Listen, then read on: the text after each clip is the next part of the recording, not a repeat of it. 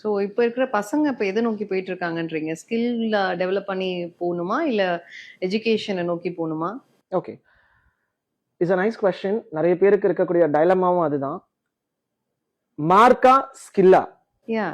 It's 10th mark 12th வந்த பிறகு vanish ஆகும். முடிஞ்சு போச்சு. உங்க 12th ஸ்கோர் அண்ணா யூனிவர்சிட்டி கவுன்சிலிங் அப்புறம் முடிஞ்சு போச்சு. இன்ஜினியரிங்ல நீங்க எடுக்கிற சிஜிபி இன்டர்வியூ போயிட்ட பிறகு முடிஞ்சு போச்சு. இது எல்லாத்துக்கும் ஒரு காமனா வேணும்னா கம்பெனிஸ் என்ன பெரிய டாப் கம்பெனியா இருந்தாலும் அதிகபட்சம் they will expect 60 to 70%. Hi personally no 9.5க்கு மேல சிஜிபி எடுத்த எவ்வளவோ பேர் ஆஃபர் லெட்டர் இல்லாம இருந்த கதையும் உண்டு. வெறும் 6.5 சிஜிபி வச்சு கையில 4-5 ஆஃபர் லெட்டர் வச்ச பீப்புள் கதைகளும் உண்டு. அப்ப இங்க எங்க இந்த சமநிலை மாறுது?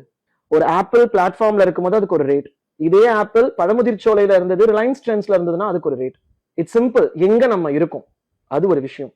அந்த இடத்துக்கு நம்ம போக நம்மளை எப்படி ஆயத்தப்படுத்திக்கிறோம், how do we upgrade ourselves என்றது மேட்டர்.